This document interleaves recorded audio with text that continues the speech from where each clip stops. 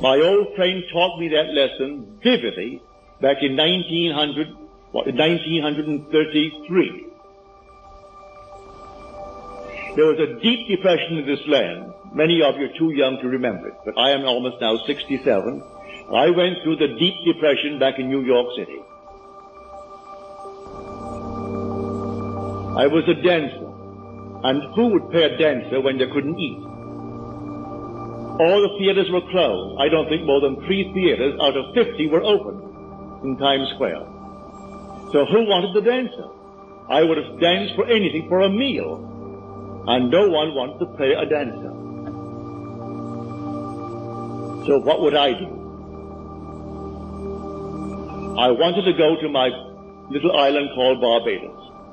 And I had no money, but when I said no money, I mean no money. Not just a little bit, but none.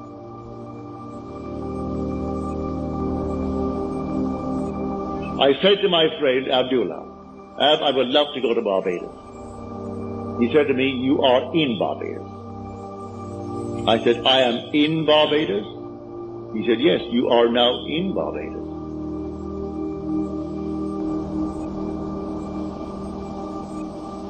I didn't quite understand what he was telling me. I learned it afterwards. He was telling me that if I want something, I must now, at that moment that I want it, assume that I have it.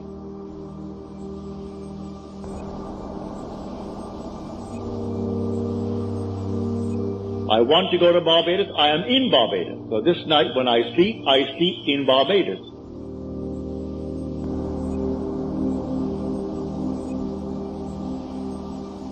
How? In my imagination.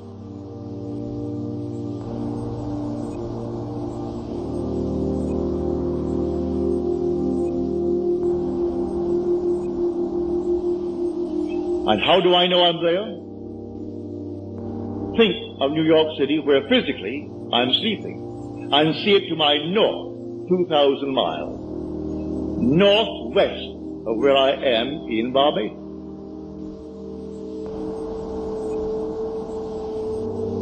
Well, the months went by, and I didn't see any evidence. So I said to him, you know, Ab, if I don't make the next boat out, well, no planes were flying, no commercial planes were flying in those days, I can't go to Barbados. He said to me, who said you are going to Barbados? You are in Barbados.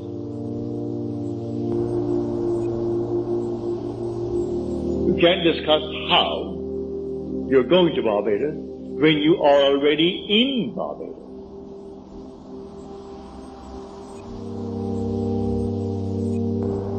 Then he walked straight to his room and slammed the door in my face, which was not an invitation to follow him. If you knew him, that's how he taught me.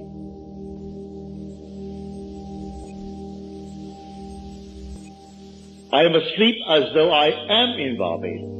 And when I went to bed, though in New York City, I had assumed that I am actually in Barbados and see New York City not under me, but to the north of me, 2,000 miles.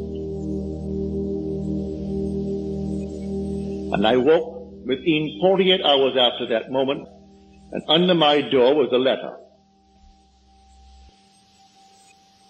from my brother Victor.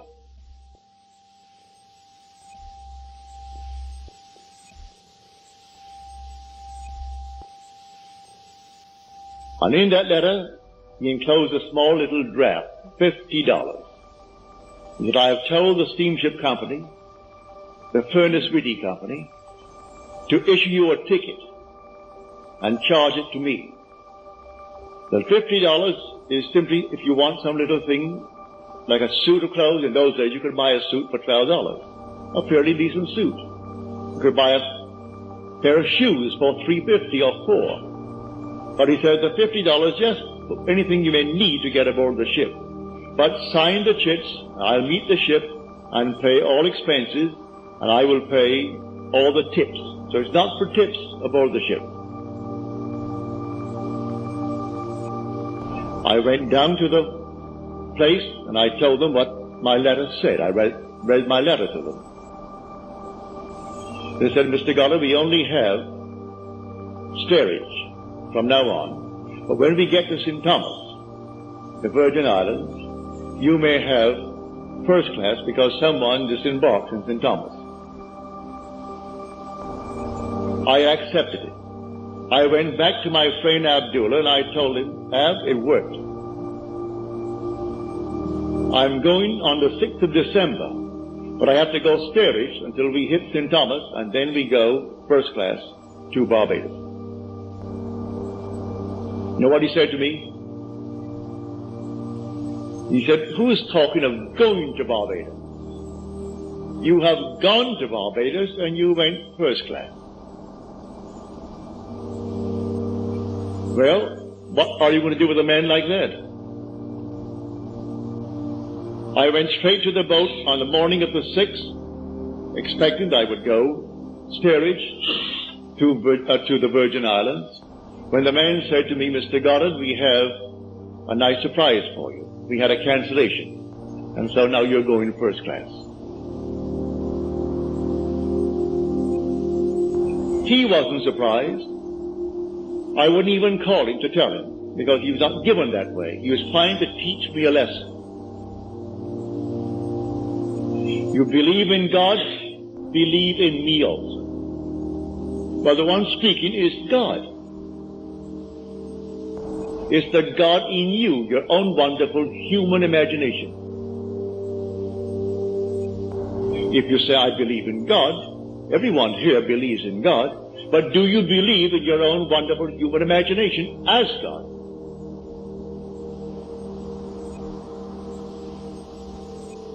If the word God conveys the sense of an existent something outside of you, you have the wrong God.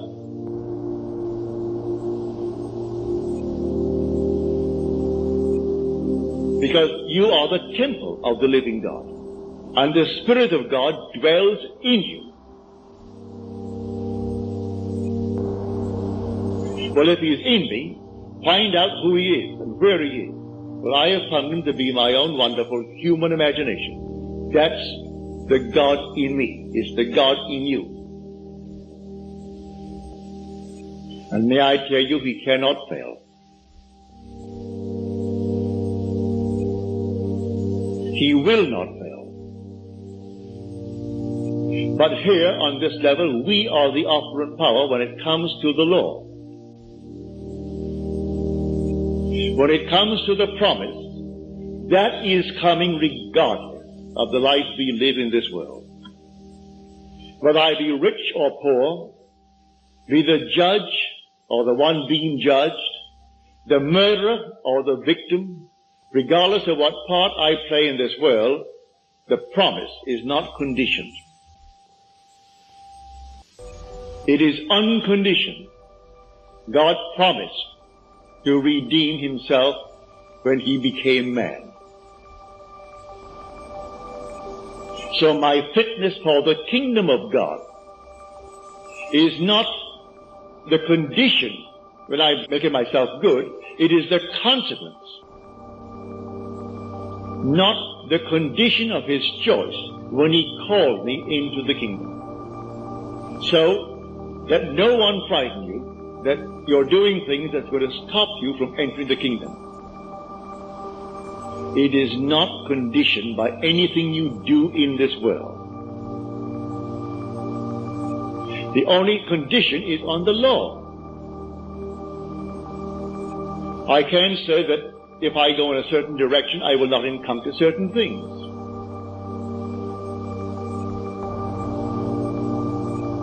If I dare to assume that I am what I want to be, and I am faithful to that assumption, it will come to pass.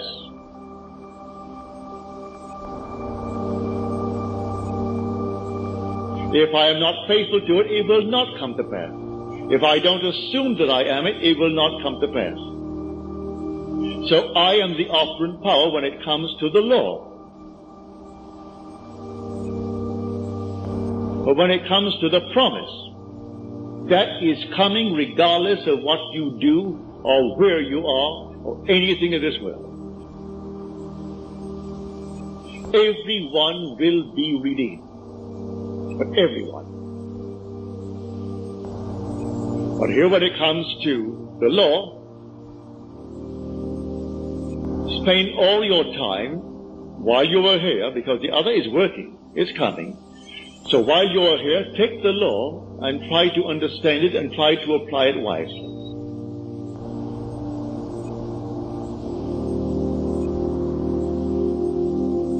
Why not live well? Why not live graciously? Why not be a kind person, a generous person in the world? Why not be a gentleman? Why not be a lady? These are tremendous accomplishments for man and for woman in this world.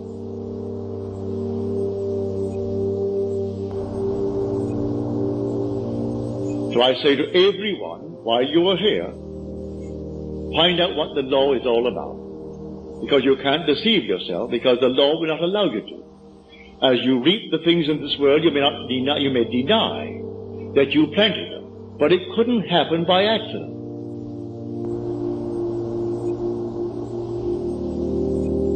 So be not deceived, God is not mocked.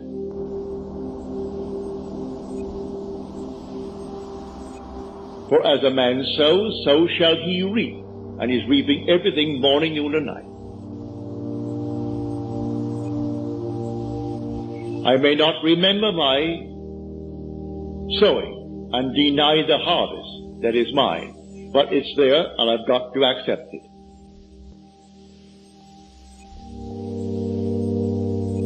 Let me now try to remember, when did I plant this? Maybe I can't bring it back. We have very short and faulty memories, and I can't quite remember when I planted that seed.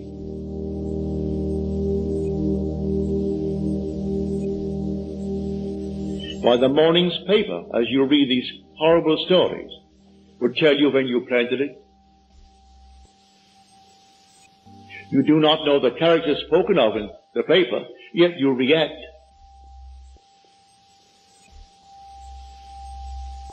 And that reaction was in itself the planting of the seed. You passed judgment on those that you read about.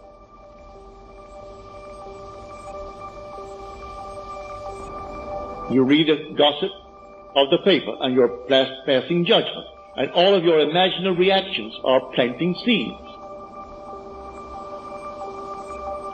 Instead of spending your wonderful time and investing it by, say, reading the Bible or reading a poem, read something that is altogether lovely, you spend our time on the paper or the radio bulletin or the TV. And all day long we're simply putting into our mind ideas that must come to harvest. And when they come, we deny that we planted them.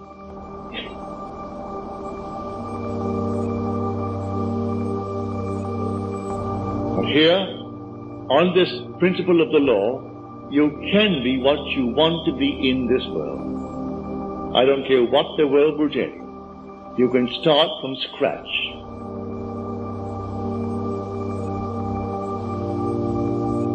And if you dare to assume that you are wanted in this world, you will be wanted. I am not a member of any club in the land. And yet, here I am an American citizen today by adoption. And yet, wonderful men and women in this land have never been allowed to enter certain clubs. I'm speaking of clubs I know well back in New York City. And yet, I, a stranger, have gone as an honored guest to almost every one of them. Because I never barred myself. It never occurred to me that I didn't have all the qualifications to enter as a guest. I have no desire to become a member. None. Yet I have gone to all of these clubs as a guest of those who were members. They came to my meeting and asked me for dinner, and they took me to the club, or asked me for some other purpose to go to the club. So Not a thing in me allowed me to be barred, because I didn't bar myself. You can go any place in this world if you don't put these barriers on yourself. It's entirely up to you. God in you is your own wonderful being called your human imagination. In the 4 weeks that I'm gone, practice it morning, noon, and night. And long before the 4 weeks, you should show the fruit. I'm serious about it. You should bear the fruit of planting now. Not everything takes a month. Not everything takes a year to grow. Some things come up overnight.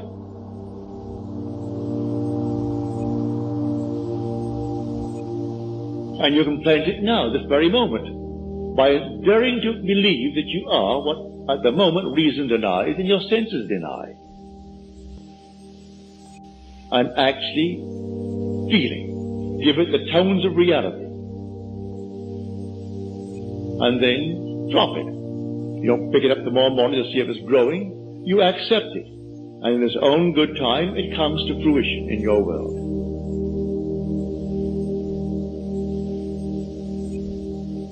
That is the law.